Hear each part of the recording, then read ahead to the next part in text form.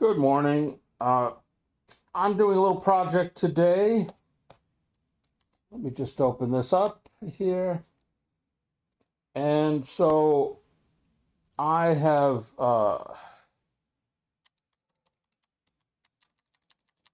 oops. This is a test, and it's really fast.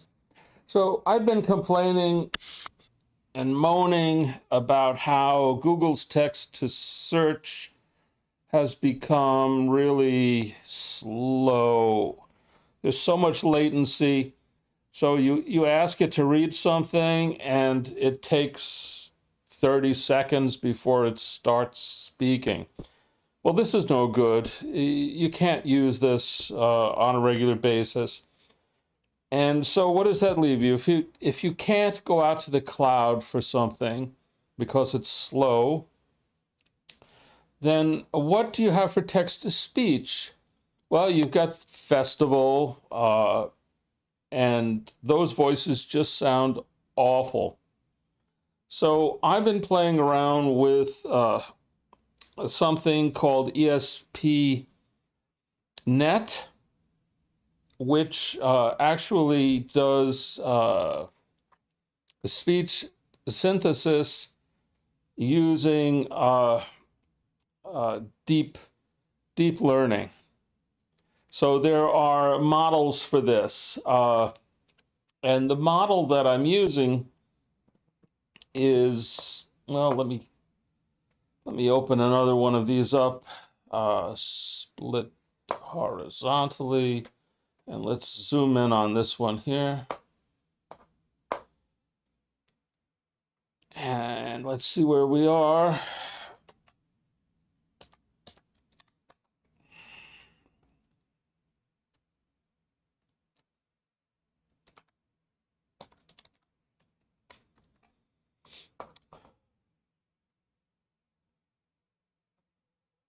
So I'm using this Kanbayashi LJ Speech Conformer Fast Speech 2. So Fast Speech 2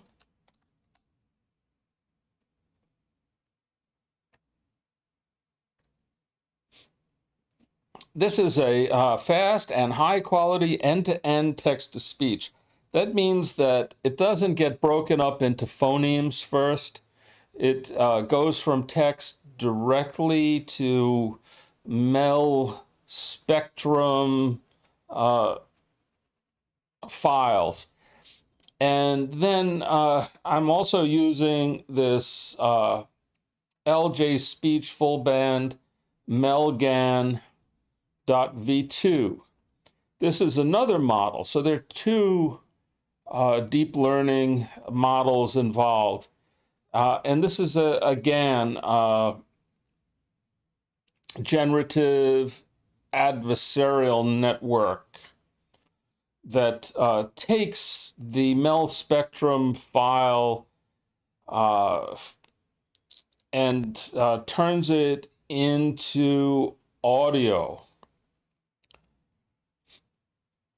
So it's kind of complex, but it works very well. And the espnet makes it a lot easier. So why don't I go through this file here and explain what I'm doing. So of course I'm using the user bin env Python 3. So that means that if I'm in a virtual environment, it's going to use the Python 3 from my virtual environment. It's going to use the correct one. And then I'm importing socket because I want this to run as a service. If you have to load the models every time that you use it, it just takes too long. I can't wait 5 seconds for speech to come back after I request it. It has to come back almost immediately. So therefore, I'm running this as a service. And to do that, I have to import socket. And so then I create a socket here called S, and it is an internet socket, and it's a stream. And I bind it to my local host and this port number, and then I tell it to listen on that port. So this here, what did I do? A more here? Let me do a vim instead. Because I'm seeing errors here. Well, not errors, but I don't need this in here. I was going to try something and I didn't do it. All right, so anyway, here, this is giving the language here, and it's also giving the rate that the for the stream, the rate for the stream. So this tag here is the name of the model that I'm using. And this is the name of the model for the vocoder. All right, so this is the one that goes from text to Mel Spectrum, and this one goes from Mel Spectrum to audio. And so I don't really need this. I'm not sure if I need time. I'm going to leave this in here. I need OS because I have to play an audio file. Torch is needed to run the model. Sound file, gee, I don't think I need that anymore.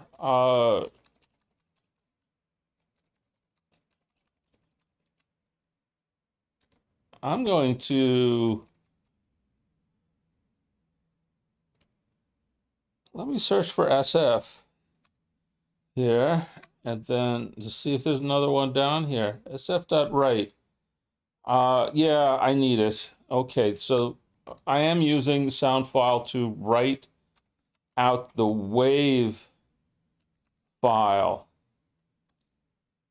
All right, so let's see. So from ESPN modelzoo.downloader, import model downloader. From ESPNnet2.bin.tts inference, import text to speech. From parallel waveGAN utils, import download pre-trained model, and then import load model. D equals the model downloader. Text to speech equals text to speech. Splat d.download underscore and underscore unpack tag. Device equals CUDA. Speed control under alpha equals 1.0. So this is running the text to speech module. Or at least it's creating this object here with these parameters. And then this object in turn is doing this SBC to wave. And it's setting SBC to wave to none, which disables the Griffin limit. This has something to do with the repository so that the model will load even if I've used more time than normally is allowed. Vocoder equals load under model, download pre-trained model, blah, blah, blah.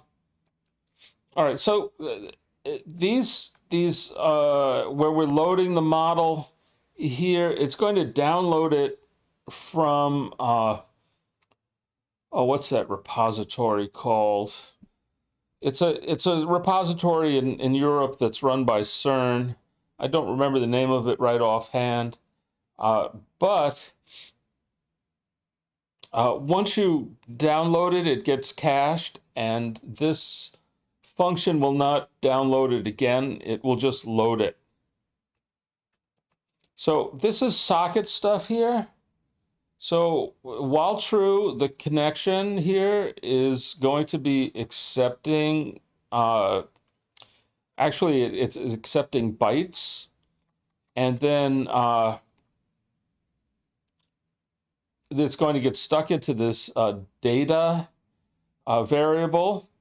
I set the encoding to UTF-8, and now I take that data here, which is a byte stream, and I convert it to a string, and then I close the connection, and it keeps opening the connection over and over again while true, but you have to close it. I'm not really sure why. I'll look into this more later. I suppose that this is just for memory, uh, what's the word? So I don't run out of memory. With torch.nograd, start equals time.time, it's going to time it. This is not really necessary, but it does it. And then this is going to run that text-to-speech with the text that we put into the data variable. And this creates a wave. I guess this is an array that it creates. I'm not really sure. There isn't very well. There's no documentation on this, so you just kind of have to figure it out from example code. Anyway, and then it takes this vocoder.inference on C, which is what is returned from the text-to-speech, and makes this a wave, puts it in this wave variable. This just has to do with timing it, see how quickly it gets it done. I'm just going to remove this. This is not necessary. The reason this is in here is because in their example, they're showing you how to compare the different models so you can see how long one takes, and then you can hear the quality also. So this is, yeah, I don't do this. And I don't do this either here.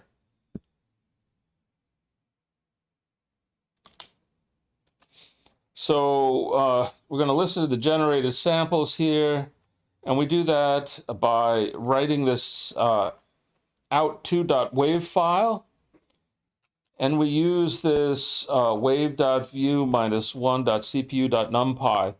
So we're converting this array into a NumPy array, and this is the rate that we set earlier.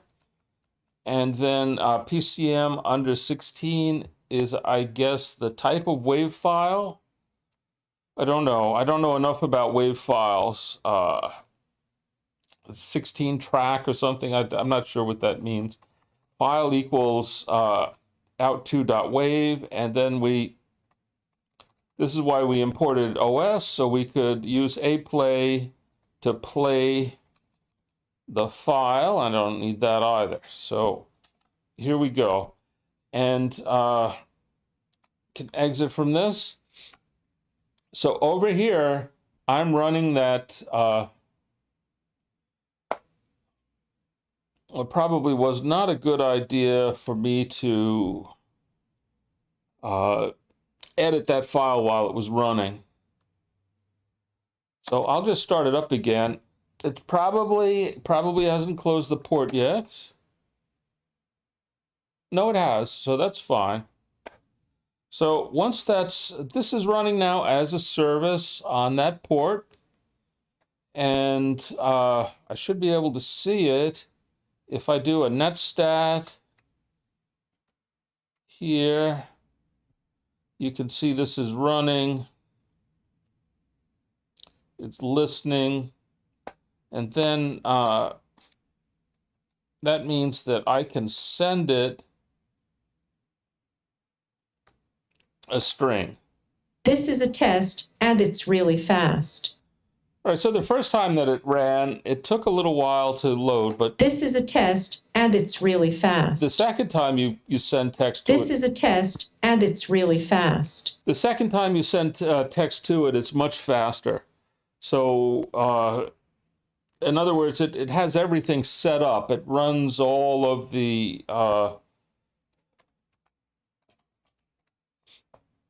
it runs all of this code the first time. You know, it checks that that's downloaded and cached and all that. So this gets run the first time, and then this gets run the first time, but it also gets run the second time. In other words, all this stuff up here doesn't get run a second time, but this stuff does get run every time that I send something. So that's why it's fast after you do it the first time. This is a test, and it's really fast. And I think that voice sounds pretty good. I think it certainly sounds a lot better than the festival voices, which are very robotic sounding. It might not be quite as good as the voice from GTTS, but it's close in quality. It's good enough, and it's immediate. Now, another question I have is how much do I have? Well, I have glances here.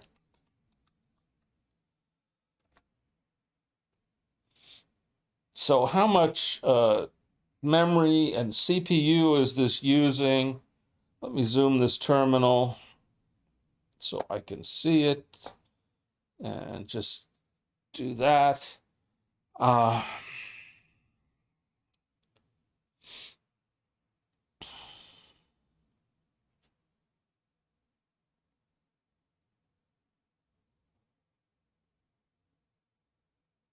So I'm looking for it and I'm not seeing it here.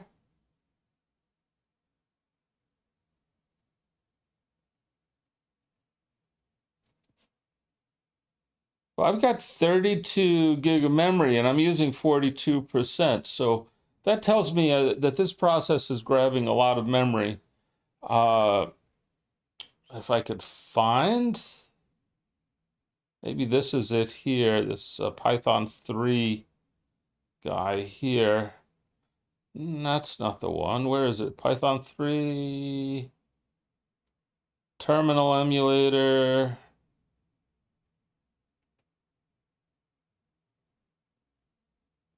All right, so this is not helping. PS minus AUX. And let's grep minus I for my TT. All right, so here it is. And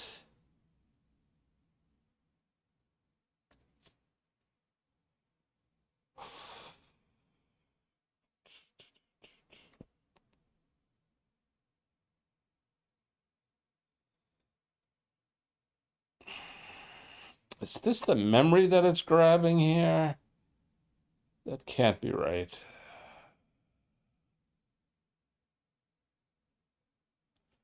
It can't be grabbing 14 gigabytes of memory.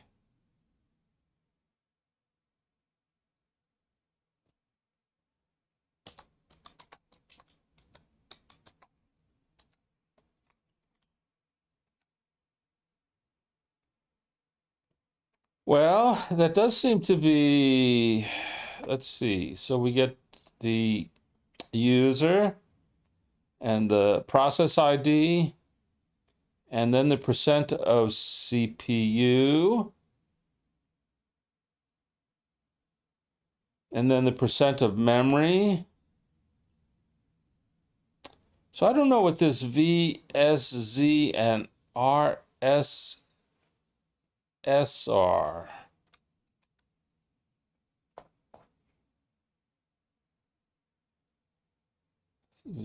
VSZ and RSS and PS.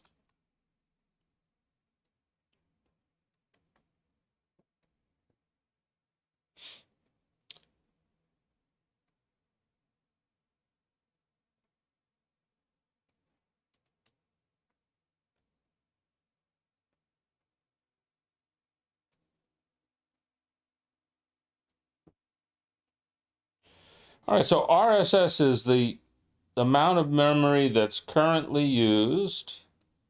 And this is going to be 2.4 gigabytes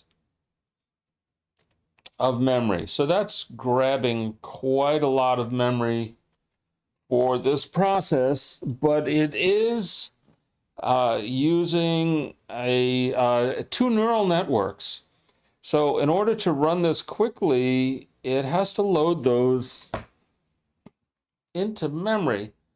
Now, I'm surprised that it's not loading these into all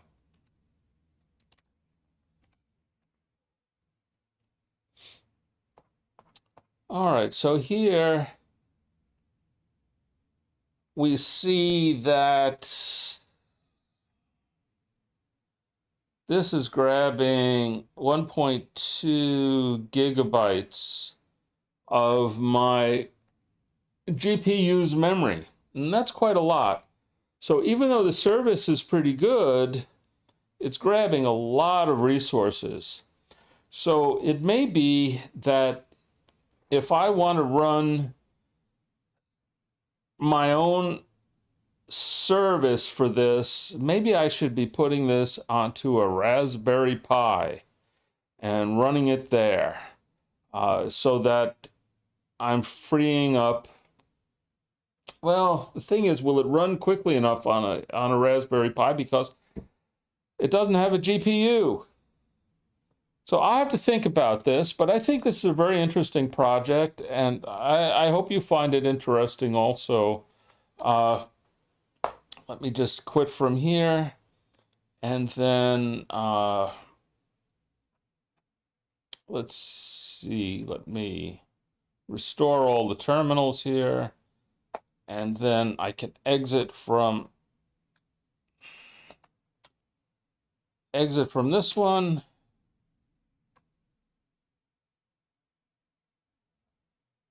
This is still running. Let me open another here, split horizontally. And then you'll see I'm in the base environment here. This one was started in my espnet virtual environment. But in order to run this, I can do this from any environment because it's just going to the port. This is a test, and it's really fast. So that means that I can keep my virtual environments separate and run the system using both virtual environments simultaneously. And this is a way to do that. Anyway, I thank you for watching, and I hope you've enjoyed it. I'm signing off now.